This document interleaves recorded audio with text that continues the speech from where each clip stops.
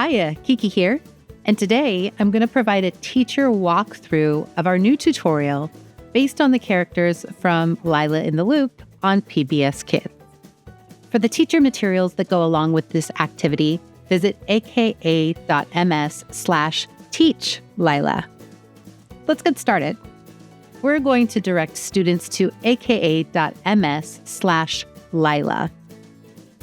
By the time you get to this tutorial, this little Annie GIF here will be replaced with a video that gives a short description on how to use MakeCode. This tutorial was made for children who are non-readers or are light readers, so you'll notice that we have some pictures over here. You'll find the instructions over to the left, right here. This is the toolbox, and this is the workspace where the code will be built. Down here, you have the game window, where you can see what you're doing each step of the way. To begin with, you will notice that there's already some code kind of preloaded behind the scenes. This is to keep the tutorial from being way too long and way too hard for a young one to follow. So if a student starts playing around, they will have a character that they can move around using the arrow keys on the game window or on their keyboard.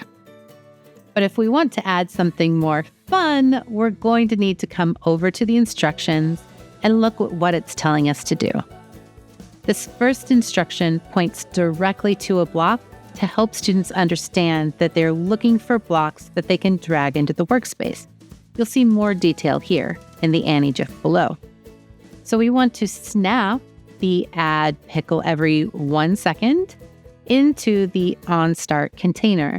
And you'll notice that it snaps into place nice and tight. And then it will run the instruction automatically. You won't see it happening yet because you have a message you need to clear down in the game window. So to see it, click A to clear that message, and you can start collecting pickles. You'll see that pickles automatically have 1 point associated with them when you catch them. There is the option to change how fast or slow pickles come out by changing this number, but students don't have to do that.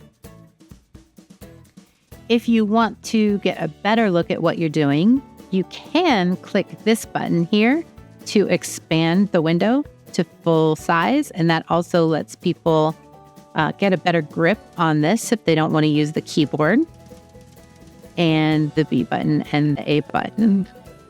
To get back to the tutorial, you'll click the collapse button right here. Now, when doing any of these things, you might find students accidentally click these circles, and that's fine. All it's going to do is add more characters to the game. But they might then notice that they have a hard time playing the game because whatever character you click last, that's what character you start to control. So if you want to play as Ev, you click Ev. Next, we need to go to the next instruction, and they'll do that by clicking the next button right here. Now it tells us to set the scene. So that we can have a familiar scene behind us, we're going to grab the Set Scene block and click that into the workspace as well. When you're coding, you'll often find that sequence matters. That's not true here. This has been written so that it pretty much loads all the instructions, and it doesn't matter which order you've put them in. So if you want to snap them underneath, that's fine. If you want to snap it on top, that's fine too. When we go over to our game, you'll see we now have Loop's Diner behind us. Kids can change the background by clicking on the image and drawing in the editor. They can also change the snacks. If they want a whole different snack, they can click on Gallery, and then they have a bunch of stuff to choose from. If you don't know what your code should look like at the end of the step, you can click the light bulb, and that will show you what code you should have in your workspace. Next, it encourages us to try our game. Hopefully kids will be playing all along the way, every step. But just in case, this step gives them some extra incentive. Next, we're going to add a timer. This game goes on forever if you don't have a timer. So to add that little bit of urgency, we're going to drop one in. Grab the timer, drop it below.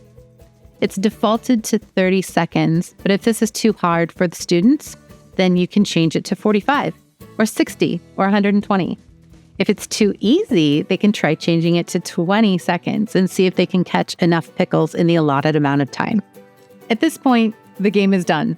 Kids have done everything they need to have a fun game that they can play with others. When they click the next button, they'll get an instruction that allows them to play with friends. Now you'll notice this isn't very kindergarten friendly. And that's because it can be harder to explain than to show in this case, which is why we're doing this video. Playing with 2 players on the same keyboard is pretty easy. All you need to do is have player 1 continue with the keys they were using, which can be the gamepad or the arrow keys, or even WASD for those kids who might already play games on the keyboard.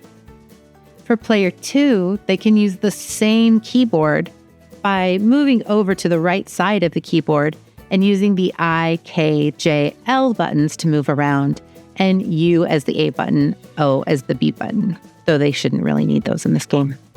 So 2 kids can play on one keyboard very easily once they understand what they need to do. In order to do that, just pop open the big screen, get both kids on the keyboard, and as soon as a child touches that I, J, K, or L button, they'll see the other player load. And then they can play their game and try and get enough pickles to pass the level. It is also possible to play online multiplayer or to share your game and take it home. We have a video in step 7 on how to do that if you click right here, but I'll also show you that now. To play this game multiplayer, we do recommend having an adult around. It's a complicated process to get started, although it's pretty easy to play after that.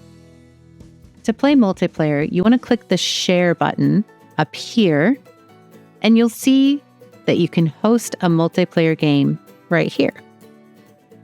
Click on that button, share and host, and then you'll need to sign in to your MakeCode account.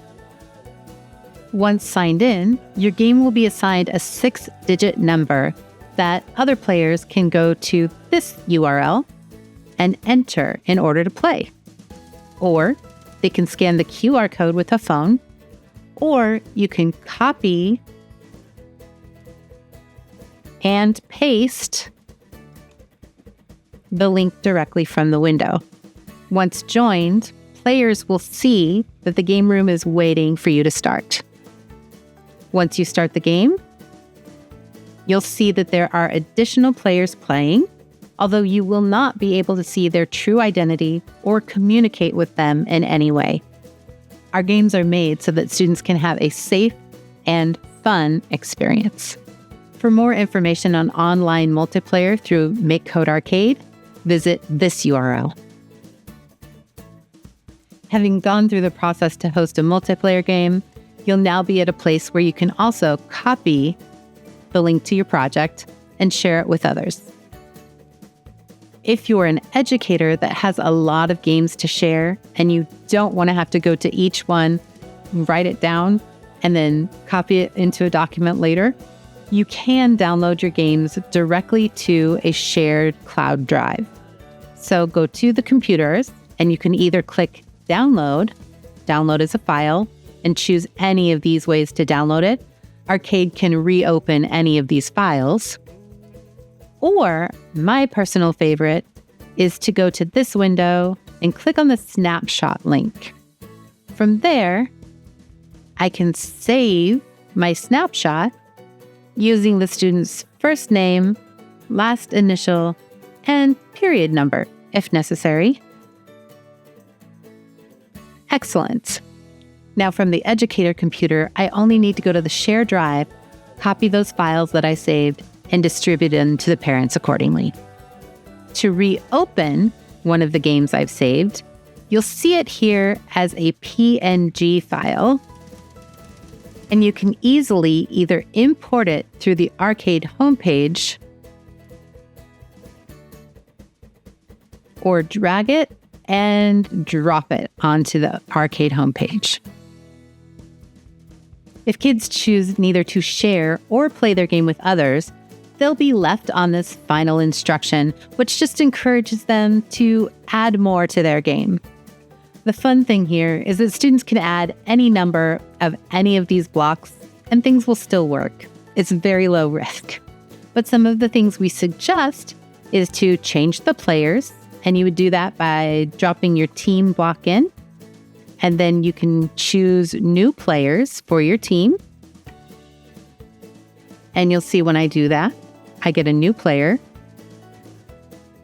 Or you can change the snacks. You can do that either by adding more snacks or changing the snacks that you already have.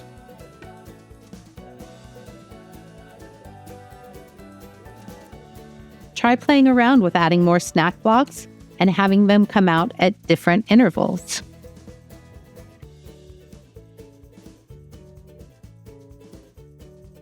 You can also add your own music. Maybe your students like creating songs of their own. I like to use the play song block and change this to in background or looping in background. That will allow the game to keep going once kids have made their song. So I'm going to grab a cheeseburger and I'm just going to do a simple set of notes here and we'll go back down. Oops, missed one. And I'll leave that one to just repeat here. And away we go.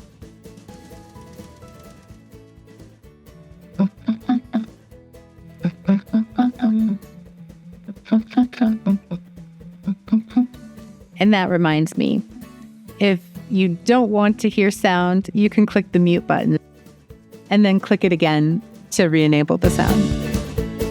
We worked with the creators of Lyla in the Loop and PBS Kids and made something that is a lot of fun. There were so many giggles in the classroom. And if you've never heard a preschooler say pickle chip, then you're not living. Let's go ahead and take a look at this one first. As I mentioned, this is called Lyla and Stu's Snack Chase. Lyla is the star of Lyla in the Loop. She is a spirited 7-year-old girl who has this pal who is a fuzzy mammal, but in the show, he kind of represents AI in a way. He's a being that understands Lyla very literally. And Lyla needs to be very careful with the instructions that she gives to Stu, or else chaos can ensue. And it's a good thing it does, or else there wouldn't be any episodes. But it's very cute. It's fun. It's got some, PBS Kids learnings in there. It's a really great show for little ones. It's kind of fun for parents to watch too. Some great lessons. And then there's also that kind of backbone of coding, computational thinking, and then even the AI in there, which is fun to see. This activity starts with a little video, just a quick little intro of how to use this tutorial and then how to play your game once it's finished. I have been running this all day with classrooms from pre-K to first grade, and the pre-K is having a lot of fun when we do things as a class. So I was presenting it to them. We would look at the smart board. I'd make sure everybody knew what the blocks were, what the blocks did, invite the kids to come up and move a block over, and then everyone would cheer and we would play the game and just see that every block of code you add makes for a change in the game. And we did it together so that there wasn't a lot of confusion, and we saved some time because, getting everybody's iPads out and trying to get everybody on the same page can sometimes be a challenge. But with the little ones, if you want to all do it together and then you can all play it together, as the kids would come up and contribute, we would give them a shot to play the game that they had then created, and all the other kids would stand up like shake break style. they would stand up and they would like jump and point at where the pickles were coming from. They would encourage the kid to be like up, up, up, or they'd crouch down, down, down, or right, right, left, left, and, practice directions. It was very, very cute. I highly recommend. For the kindergartners and first graders, we played this video and then kind of showed them what it means to drag a block over and then got started on the activity. And they actually built the activities themselves. In our case, it was on iPads, but you really can use just whatever you have in your classroom. If you play this video for your students, I highly recommend playing it with everybody together so that they can ask questions if they have any. And then when the video's over, I'm not going to show it right now, but it does kind of just go through 1 minute long, quick how-to video. But it talks about, I'll go ahead and clear this so I can show you what it's talking about. It talks about these blocks and it talks about adding the pickle chip. Then when the video's over, I can say, what did they call this snack?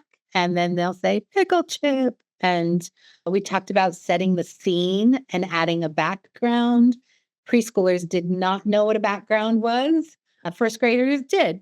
So we got to do a quick little, okay, what's my background right now? What's my background right now? Kind of thing. And it helped them all get on the same page so that they understood what they were about to do.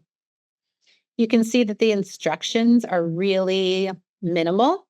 It looks like there's a lot in this first step, but it's because we've added a couple different images. We have this first one that tells you the actual block you need to grab so that they understand the translation between this animated GIF down here and the block that looks like this in the toolbox, and then drag it over. Honestly, though, once we watched the video, once we did a couple sample blocks together, they didn't really read the instructions for the rest of it, which I don't know, honestly, if any of the kids really read the instructions anyway. I think mostly it comes to pattern matching. But yeah, the instructions didn't become a big issue. It was mostly making sure the blocks were clicked in and that kind of thing. So I'll walk you through that real quick. We were working together, drag one block over together as they could hear it click in so that they could see what it was like on the game screen here. And this was another thing that was very helpful for any of you teachers doing, especially pre-K through 3, is make a big deal out of, okay, we're going to press this button to make it big, and we're going to press this button to make it small, and then big, small, big, small, because they'll get into that big state and not know how to get back to the code. And especially if they're working on a iPad or a Chromebook where the screen is small, it's really hard for them to try and see what's going on each time they code if they leave it little. When they add a block, encourage them to make it big, look at their game, got to press A to clear the message, and then you can see the result of the block that you added. Right away, one single block, it's already a game. It's already something fun that they can play. We kind of have the base code back there already to get the character moving and add points once the pickle chips are caught. But they will be able to see the result of adding the pickle chip, which is wonderful and fun. And the kids had a really, really great time with that. Then they'll make it small again so that they can get to the next step, which they can get to either by clicking the next button or by clicking this arrow up here. I was finding that it was kind of difficult in the small screen for them to get down to the next button. This button is always up here in the same spot, really easy to click. And the next thing is to add that scene. We have them add the scene in, and then we have them look. This one's easiest because it shows up instantly. We have them look at and make sure that the scene came in. And then the final piece of this is just adding a timer. Those 3 things make a game. We talked a little bit about If you can grab pickle chips forever and there's nothing stopping you and there's no way to win and there's no way to lose, is it fun? Not really. It gets boring. What do you need to do to make it fun? And you need to add some challenge. You need to add something that has some stakes. Yeah. And then you add the timer. And that is essentially your entire game. And with the kindergarten and pre-K, we would build this part all together. And then with the kindergarten or with pre-K, we would be done. We would play from there, and that was it. With the kindergarten, there'd still be some time left over. And so I would introduce the music and the art. Then the students would be able to go back to their own machines. Then they would be able to build the game on their own. And then they would be able to include some music and some art. We have this block here, which is the play song block. Oddly, for some reason that I have no idea, everything else can go in whatever order it wants. But for some reason, the play song block has to come at the end. And then I changed this to looping in the background so that they can hear their song. If they only play it once until done, then they miss it every time because the songs are usually pretty short. And the way that we build the songs here is we click on this gray rectangle and it will open the music staff. And the students have generally seen the music staff in other classes. They feel pretty comfortable playing with it, especially because you can't really do anything wrong here. I always click this button so that I have more space. And then they come up here and we say, who has played a piano? And people will raise their hand. Who's played the violin? People will raise their hand. Guitar, whatever you want to say.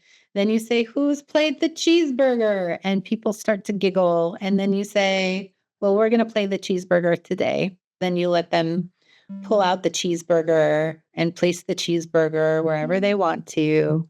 And then they end up making their own little music. Do-do. Awesome. And then they get to press play. All right. And that's where I hope that sharing my sound came through. And then I'll click done. And this is particularly great if you end up with extra time. If things go quicker than you imagine, everybody's behaving, they get their iPads or Chromebooks or Surface tablets nice and fast and everything's going well. Let them just start playing with the music, playing with the art, and that will definitely fill up the rest of the time.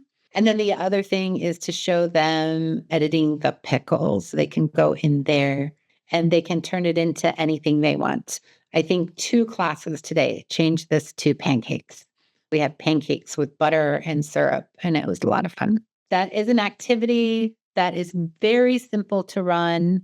It is easy to learn, easy to debug, and it's really kind of hard to mess up this activity. So the kids always kind of get something. The biggest issues we were having were zooming in too far, getting out of clever, things that had nothing to do with the tutorial itself. So if you do want to run this activity in your class, I am going to show you down here. This is the access to the educator materials for Lyla and Inside Out 2. And when you click on this, it will take you to PDFs of the teacher materials. And the teacher materials will talk a little bit about getting everything started, how kids can play it. And then there is, if you scroll down in that a little bit, there's also information about if you want to save everybody's game in order to be able to send them to parents. It talks about if you have a shared drive, if you have your computers hooked up to a shared drive, you can save them to that. Or you can get the URLs and paste them all in a shared document.